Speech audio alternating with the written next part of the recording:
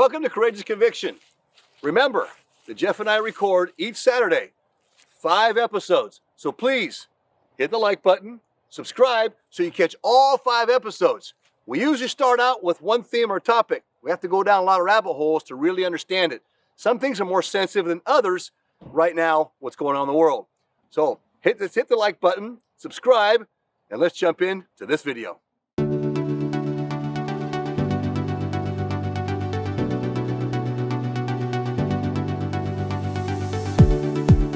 Book of Mormon.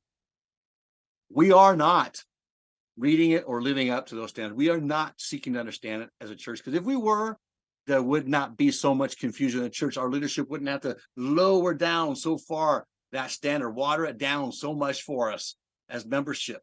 We're just not doing our parts. And numbers historically have shown that and show that.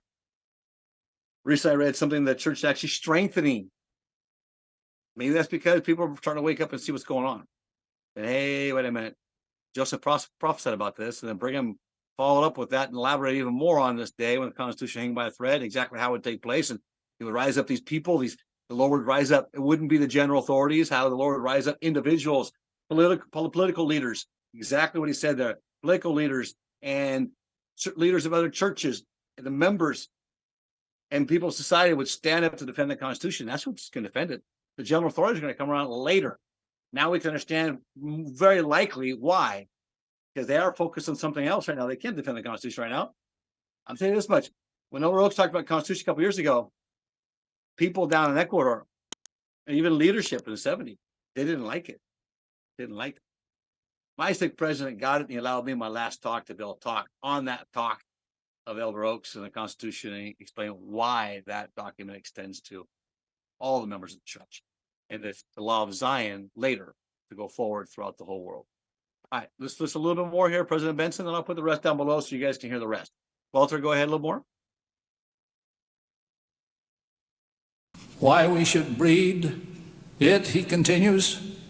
By doing so, we will fill and refresh our minds with a constant flow of that water which Jesus said would be in us, a well of water springing up into everlasting life. We must obtain a continuing supply of this water if we are to resist evil and retain the blessings of being born again. If we would avoid adopting the evils of the world, we must pursue a course which will daily feed our minds with and call them back to the things of the Spirit. I know of no better way to do this.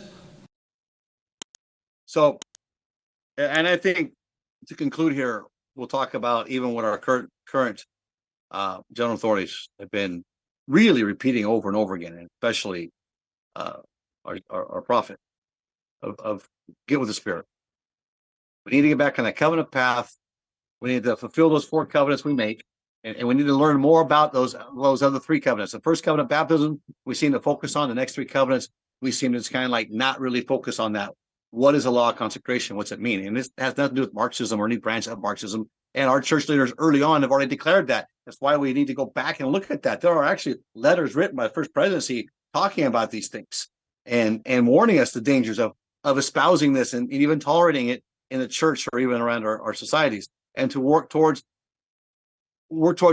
eradicating this in a Christ-like way. And that's not the word that I should be using, but that's essentially what they were trying to say, is that we need to eliminate this, like the Lamanites did. You know, when the secret combination tried to infiltrate the Lamanites when they were still good, and on that last little run when the Nephites were already fallen. Because what the Nephites do, the Nephites use tolerance and entertain the secret combinations and let them in amongst themselves. And what happened to them? They were overthrown, right? And they were overthrown by temptations and greed and so forth like that. Because these people put it out there, that's what's more important. That's the collapse of society. That's the lie, the deception. And Satan leads us down. The same thing's happening today. We're trying to fight for somebody. We're dividing this group and isolating and putting them up here and say, hey, we're going to work towards bringing this group up out of nowhere now, these poor people. And look at this. When over here, there's another sleight of hand going on. And these people go, oh, yeah. And the sympathizing goes there. and what takes place is we completely ignore it. We're basing things off emotion and not off of actual commandment or principles. Now, I'm talking about serious, unmovable principles. Not talking about principles that we select in our life. I'm talking about those principles that are indisputable, that bring about good, those Judeo-Christian principles that underline and underpine those, all the commandments. Then and now. We need to get with the Spirit. And I'm just as guilty. I get caught up in the world, inflation. I'm out there trying to get this business going again. You know, I got blasted in my other business and got frozen down in the jungle. And just things are just, I've been trying to get back down there. We had arranged finances to go. And then we had an issue come up where Satan was really working hard that certain checks didn't come in and large amounts. And it greatly affected us. And so it could put me back. There's all the studies we want to go down there and do. We're still going to do them. Going to revamp a lot of it now, though, because it's already done. And we were a little late getting down there because of this. But Satan's doing everything he can do to keep us from trying to get this channel up and going. And Jeff and I have been distracted with a lot of things. But we're going to keep going forward because I know the things that I'm going to tell you are things that nobody else can tell you. Very few people on this earth can tell you because nobody's lived 20 years outside of this country, in these countries under socialism and even, if you will, advanced fascism, even, you know, and I wouldn't say communism, but when I served my mission, for example, in Brazil, you know, that was all military dictatorship. That was pretty almost communist at the time. He was a dictator. The same idea. And the businesses, it was the same that reminded me when I was in communist countries. And I've been done studies in communist countries, quite a few of them actually. Extreme communist countries, including China and Russia. And so by my experience, then coming forward, trying to correlate the scriptures and modern day revelation with my experiences, what I've seen and historically what I found, are what I try to bring to the table here. So if you like this, please, this kind of content, subscribe down below, give us a thumbs up, like the video, and send this out to your friends. We're going to try to go forward a couple times a week here. We do videos like this. We're going to do other regular videos for 8-10 minute videos as well. So this one, you got to follow it, about 5 or 6 videos on this. The idea is we hope you come back. And we're going to put these up as a full video down the road in a few weeks. It usually comes in. So if you want to get the full video, you can too. Just do us a favor though. Subscribe to the video. Help us get this up. I'm having a lot of opposition trying to keep us from getting this going. We need to get the truth out there. And I'm going to be a little bolder and probably going to come back to haunt me, but we're going to do what we have to do to get the truth out there in the way that I feel Christ would do it. I'm going to try to show you maybe another side of that. Maybe we need to consider, hey, Christ always stood for truth. He never, ever, ever backed down from truth. And I say back down because he always stood his ground.